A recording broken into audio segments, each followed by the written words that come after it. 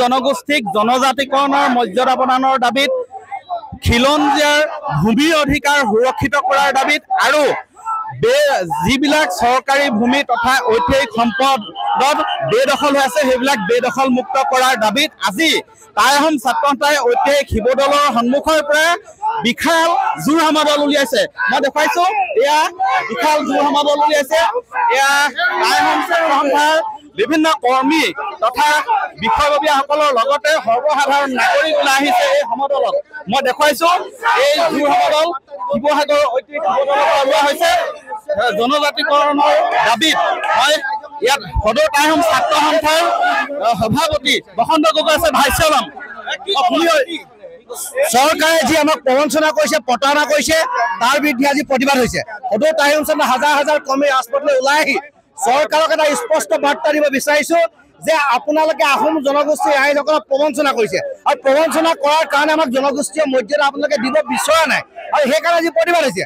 আৰু চৰকাৰক আমি কৈছো যে আহোম জনগোষ্ঠীকে লাগি ধৰি 5টা জনগোষ্ঠীক জনজাতিকৰণৰ মৰ্যাদা প্ৰদান কৰি অসমৰ ভূমি অধিকাৰ অসমীয়া খিলঞ্জীয়া থলগিৰি ৰাইজৰ স্বত্বক আৰু অবৈধ বেদখলকাৰী উচ্ছেদ কৰি সেই উচ্ছেদিত ভূমি থলগিৰি খিলঞ্জীয়া ৰাইজক তাত সংস্থাপিত কৰক। সেই প্ৰতিবাদে আজি ৰাজপথ উত্তাল হৈছে আৰু স্পষ্ট বাৰ্তা চৰকাৰক দিব বিচাৰিছো, যদি মিথ্যাচাৰ আশ্ৰয় লয় 26ৰ সমাগত ইলেকশ্যন তাৰ ফল চৰকাৰে নিশ্চিতভাৱে পাব।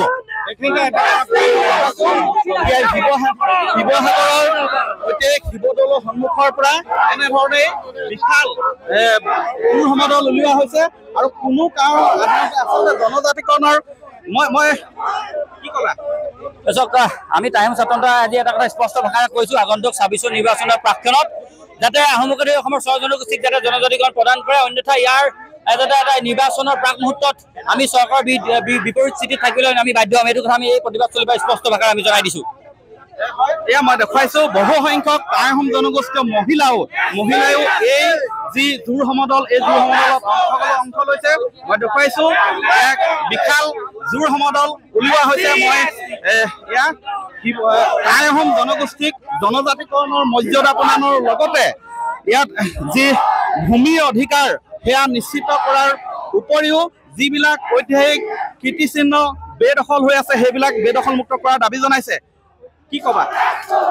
টাই আহোমকে ধৰি 6 জনগোষ্ঠীৰ জনজাতিকৰণ দাবী এইটো সজোৰে আমি উত্থাপন কৰিছো আৰু বিগত সময়ৰ দাবী এতিয়া আমি চৰকাৰক এটাই কথা কৈছো, 26ৰ নিৰ্বাচন পাবলৈ হ'ল টাই আহোমক অতি শীঘ্ৰে জনজাতিকৰণ কৰিব লাগে আৰু আমাৰ যিমানবিলাক ঐতিহাসিক সম্পদ আছে সম্পদবিলাক সোনকালে বেদখল মুক্ত হ'ব লাগে। মই এয়া দেখুৱাইছো আৰু এটা দৃশ্য যে শিৱসাগৰৰ ৰাজপথ বৰ্তমান এই মুহূৰ্তত উত্তাল হৈছে।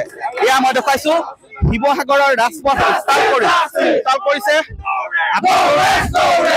কি কবা? নিশ্চয়কৈ বিজেপি চৰকাৰখনে 6 জনগোষ্ঠীক জনজাতিকৰণ কৰাৰ নামত দীৰ্ঘদিন ধৰি প্ৰতাৰণা কৰি আহিছে। যিসমূহ তেওঁলোকে উচ্ছেদ চলাই আছে এই উচ্ছেদসমূহ আচলতে আমাৰ যিবোৰ ঐতিহাসিক সম্পদো বেদখল হৈছে সেইসমূহ তেওঁলোকে উচ্ছেদ চলাবলৈ কিন্তু সক্ষম হোৱা নাই। গতিকে আজি আমি জোৰ সমদল বিজেপি চৰকাৰক সকীয়াই দিব লাগিব। এনেধৰণে শিৱসাগৰৰ ৰাজপথ উত্তাল কৰিছে জনজাতিকৰণৰ দাবীত সদৌ টাই আহোম ছাত্ৰ সন্থাই শিৱসাগৰ জিলা সমিতিৰ উদ্যোগত এই ওলোৱা হৈছে সমদল আৰু অনাগত সময়ত লক্ষণীয় হ'ব চৰকাৰে এই দাবীসমূহ কিমান পূৰণ কৰিব। আপুনি বিচৰা বাতৰি পাব কেৱল নিউজ 18 এপত। নিউজ 18 এপ ডাউনলোড কৰিবলৈ স্কেন কৰক এই QR কোড। গুগল প্লে ষ্টৰতো পাব এই নিউজ 18 এপ।